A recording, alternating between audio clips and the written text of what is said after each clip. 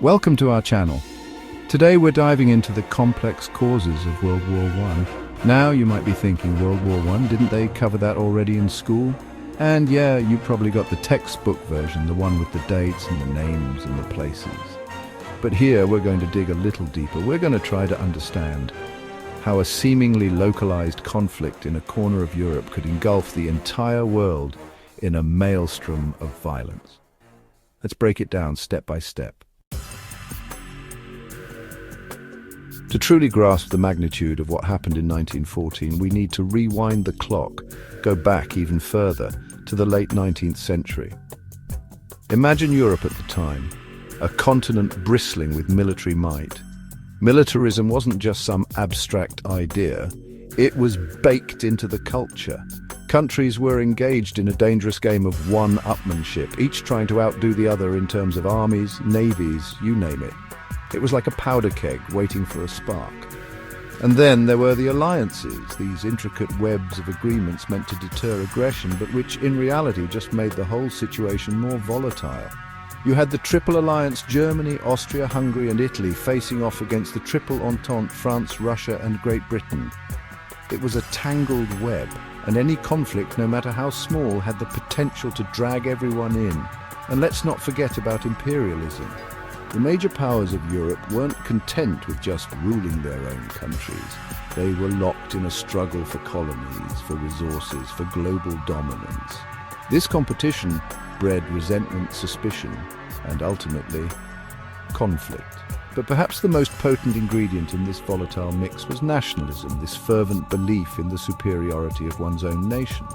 It was a powerful force, one that could be easily manipulated, and it would play a key role in the events to come. Now, fast forward to June 28, 1914. The place Sarajevo, a city in the heart of the Balkans, a region already simmering with ethnic and political tensions. The Austro-Hungarian Empire, this sprawling, multi-ethnic empire already showing signs of strain, ruled over the region with an iron fist. And on that fateful day, Archduke Franz Ferdinand, heir to the Austro-Hungarian throne, and his wife Sophie were visiting Sarajevo. The Archduke, by all accounts, was a complex figure, not necessarily the most popular man in the empire, but his assassination would have earth-shattering consequences. As the Archduke's motorcade made its way through the crowded streets of Sarajevo, a young Serbian nationalist, Gavrilo Princip, seized his opportunity. Princip was a member of the Black Hand, a secret society dedicated to creating a unified Serbian state. He saw the Archduke as a symbol of Austro-Hungarian oppression, and on that sunny June morning he fired the shots that would plunge Europe into war.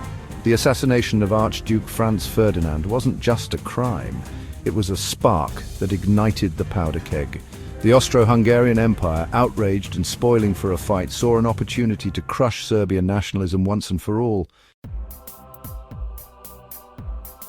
What followed the assassination was a frantic month of diplomacy, a desperate attempt to prevent the unthinkable, but the die had already been cast.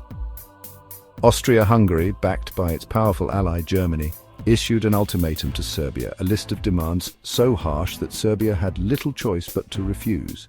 The ultimatum was a calculated provocation, a way for Austria-Hungary to justify a war. And on July 28, 1914, exactly 1 month after the assassination of the Archduke, Austria-Hungary declared war on Serbia. The alliance system designed to prevent war instead acted like a tripwire. Russia, bound by treaty to protect Serbia, began mobilizing its troops.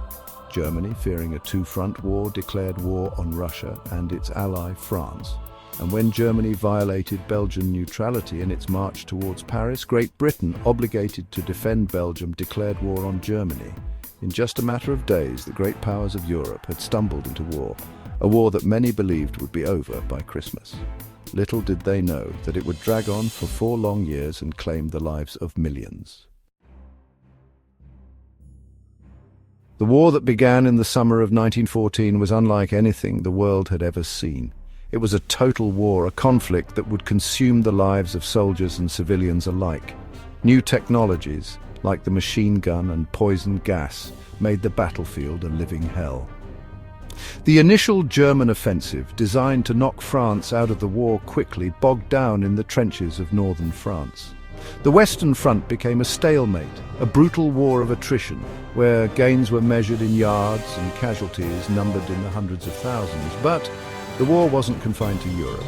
The Ottoman Empire, hoping to regain lost glory, joined the Central Powers, drawing in new fronts in the Middle East.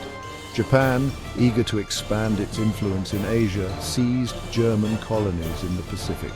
By 1917, the United States, drawn in by unrestricted submarine warfare and the Zimmermann telegram, had joined the war on the side of the Allies, tipping the balance of power.